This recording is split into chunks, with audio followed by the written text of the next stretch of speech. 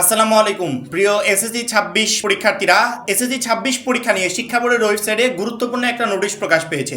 নোটিশে ক্লিয়ার করে উল্লেখ করা হয়েছে, জনদুর্ভোগ এড়াতে এসএসসি পরীক্ষা ২০২৬-এ পরীক্ষার্থীদের সকাল ৮টা ৩০ থেকে কেন্দ্রের অভ্যন্তরে প্রবেশের অনুমতি প্রসঙ্গে মাত্র ১০০ টাকায় যারা এখনো আমাদের এসএসসি ২৬ টার্গেট প্লাস কোর্সে যুক্ত হন, এই খুবই দ্রুত করো। কারণ কি, একটা মাত্র কোর্সে তুমি সকল সাবজেক্টের সাজেশন পাবে, সকল গ্রুপের পিডিএফ আকারে, বিগত ৫ বছরের বোর্ড এমসিকিউ পাবে উত্তর সহ পিডিএফ আকারে, প্রত্যেকটা সাবজেক্টের প্রত্যেকটা চ্যাপ্টার ভিত্তিক জ্ঞানমূলক এবং অনুধাবনমূলক প্রশ্ন উত্তর পাবে পিডিএফ আকারে, চ্যাপ্টার ভিত্তিক সংক্ষিপ্ত প্রশ্ন উত্তর পাবে পিডিএফ আকারে, গ্রামার অংশে শর্টকাট টেকনিক, লিখিত অংশে শর্টকাট টেকনিক, পড়াশোনার রুটিন, এ প্লাস গাইডলাইন সবকিছু থাকছে এই একটা মাত্র কোর্সে। যারা এখনো আমাদের কোর্সে যুক্ত হন নাই, স্ক্রিনে দেওয়া নাম্বারে ১০০ টাকা কোর্স ফি পাঠিয়ে এই নাম্বারেই হোয়াটসঅ্যাপে আমাকে জানাবে ব্যাক কোর্স ফি পাঠিয়েছি, সাথে সাথে তোমাকে গ্রুপে যুক্ত করে নিব। তখন থেকে তোমার এই প্লাস প্রস্তুতি শুরু হয়ে যাবে। আমরা এতদিন বারবার করে বলছিলাম না যে পরীক্ষা শুরুর আধা ঘন্টা আগে তোমাকে কেন্দ্রে পৌঁছাতে হবে, কিন্তু শিক্ষা মন্ত্রণালয় বলছে এটা আধা ঘন্টা না, মিনিমাম ১.৫ ঘন্টা আগে একটা শিক্ষার্থীর যেন কেন্দ্রে পৌঁছাতে পারে তার সর্বাধিক ব্যবস্থা করতে হবে। এবং কেন এই ১.৫ ঘন্টা আগে তোমাদের কেন্দ্রে পৌঁছাতে বলছে, অর্থাৎ ৮টা ৩০-এর ভিতর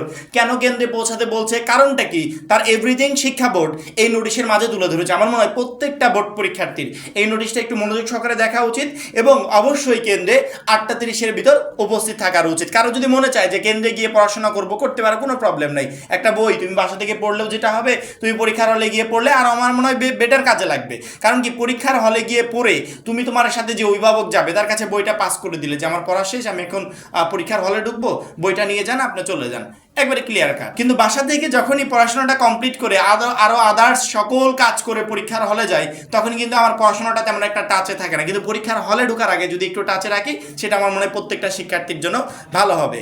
একটু নোটিশটার দিকে খেয়াল করো। জনদুর্ভোগ এড়াতে এসএসসি পরীক্ষা ২০২৬-এর পরীক্ষার্থীদের সকাল ৮টা ৩০ থেকে কেন্দ্রের অভ্যন্তরে প্রবেশের অনুমতি প্রসঙ্গে উপযুক্ত বিষয়ের প্রেক্ষিতে জানানো যাচ্ছে, এসএসসি পরীক্ষা ২০২৬-এর পরীক্ষা কেন্দ্রসমূহে আশেপাশের যানজট ও জনদুর্ভোগ লাঘবের লক্ষ্যে কেবলমাত্র পরীক্ষার্থীদেরকে কেন্দ্রের অভ্যন্তরে সকাল ৮টা ৩০ থেকে প্রবেশের ব্যবস্থা গ্রহণের জন্য কেন্দ্র সচিবগণকে বিশেষভাবে অনুরোধ করা হলো। তবে পরীক্ষা কক্ষে প্রবেশ সংক্রান্ত পূর্বের নির্দেশনা বহাল থাকবে, এই বিষয়ে প্রয়োজনীয় ব্যবস্থা গ্রহণের জন্য নির্দেশক্রমে অনুরোধ করা হলো। অর্থাৎ প্রত্যেকটা শিক্ষার্থী ৮টা ৩০-এর ভিতর কেন্দ্রে প্রবেশ করতে পারবে, কিন্তু পরীক্ষা কক্ষে তাকে প্রবেশ করতে হলে বোর্ডের পূর্ববর্তী নিয়ম অনুসারে, অর্থাৎ আধা ঘন্টা আগে তার পরবর্তীতে তোমরা প্রবেশ করতে পারবে। এখন এইখানে শিক্ষা বোর্ডে একটা গুরুত্বপূর্ণ সিদ্ধান্ত নিয়েছে। কেন জানো? আমরা বিগত বছরগুলোতে পরীক্ষার সময়গুলোতে দেখেছি যে পরীক্ষার্থী পরীক্ষার হলে টাইম মতো পৌঁছাতে পারে নাই, ভুল করে আরেকটা কেন্দ্রে চলে গেছে, আবার জ্যামের কারণে সময় মতো পৌঁছাতে পারে নাই, পরে দেখেছি পুলিশের গাড়ি করে তাকে পৌঁছে দিচ্ছে কেন্দ্রে, তারপরে কেউ একজন হেল্প করে পৌঁছে দিচ্ছে কেন্দ্রে, কেউ কান্নাকাটি করছে সময় মতো না পৌঁছাতে পেরে, হাই হতাশ করছে। তো এই যে প্রবলেমগুলো ক্রিয়েট হয়, এই প্রবলেমগুলোর জন্য দায়ী মূলত কারা? দায়ী কিন্তু আমরাই। কারণ কি, আমরা যদি একটু বুদ্ধি খাটিয়ে সময় হাতে নিয়ে পৌঁছাই, সেক্ষেত্রে কোনো কিছু হয় না। অ্যাডমিশন পরীক্ষা কি হয় জানো? অ্যাডমিশন পরীক্ষা মনে করো শুরু হবে 10টা থেকে, শিক্ষার্থীরা কেউ কেউ পরীক্ষার একদিন আগে কেন্দ্রে চলে যায়, যেখানে পরীক্ষা হবে একদিন আগে চলে যায়, কেউ রাত্রিবেলা চলে যায়, ওখানে শুয়ে থাকে, ঘুমায়, ওইখানে ঘুমানোর পরে ওইখানে পড়াশোনা করে, পরবর্তী দিন পরীক্ষা দেয়।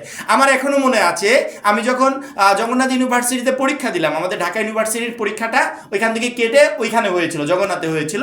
তো একবারে ফজরের আগে, অন্ধকার থাকতে থাকতে আমি রওনা দিয়েছিলাম, আমি আর আমার আম্মু রওনা দিয়েছিলাম। যার পরবর্তীতে ওইখানে সকালবেলা একবারে পৌঁছে গেছিলাম, ওইখানে প্রায় 9:30 পর্যন্ত পড়াশোনা করেছি।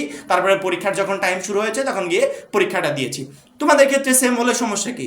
তোমরা বইটা, বাংলা প্রথম পত্র পরীক্ষা প্রথম দিন বাংলা প্রথম পত্র বইটা নিয়ে গেলে, তোমার সাথে অবশ্যই তোমার বাবা যাবে অথবা মা যাবে, যে কোনো একজন অভিভাবক যাবে। ওইখানে পড়াশোনা করলে যখনই তোমার ঘন্টা বেজে গেল যে এখন কক্ষে প্রবেশ করতে হবে, বইটা তুমি পাস করে একজনের কাছে দিয়ে দিলে। আমার মনে হয় ওইখানে গিয়ে পড়াশোনা করলে আরও সবচেয়ে বেটার হবে। কারণ কি, ওইখানে ইনস্ট্যান্ট পড়াশোনা শেষ করে ইনস্ট্যান্ট কেন্দ্রে ঢুকে ইনস্ট্যান্ট প্রশ্নটা হাতে পেলে আমার মনে হয় একটু মেমোরিটা আরও ফ্রেশ থাকবে। সেক্ষেত্রে শিক্ষা বোর্ড যেটা বলেছে, এই নির্দেশনাটা আমার মনে হয় প্রত্যেকেরই মানা প্রয়োজন, যে 8টা 30-এর ভিতরে আমরা যাব, যাতে পথে ঘাটে অনাকাঙ্ক্ষিত কোনো দুর্ঘটনা আমার সাথে না হয়, যাতে কোনো সময় সংক্ষেপ না হয়, যাতে কোনো ধরনের কোনো জ্যাম বা যানজটে আমি না পড়ি, সময় মতো যেন পরীক্ষার হলে আমি পৌঁছাতে পারি। সেক্ষেত্রে আধা ঘন্টা মিনিমাম সময় হাতে রেখে পরীক্ষার কেন্দ্রে উপস্থিত থাকবো। পরবর্তীতে যখন পরীক্ষার কক্ষে প্রবেশ করতে দিবে, তখন আমি প্রবেশ করে আমার অন্যান্য কার্যক্রমগুলো শুরু করে দিব। আশা করি প্রত্যেকটা শিক্ষার্থী বুঝতে পেরেছো।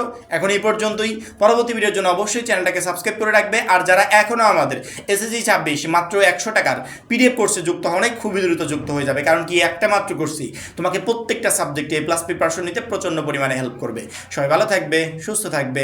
আল্লাহ হাফেজ।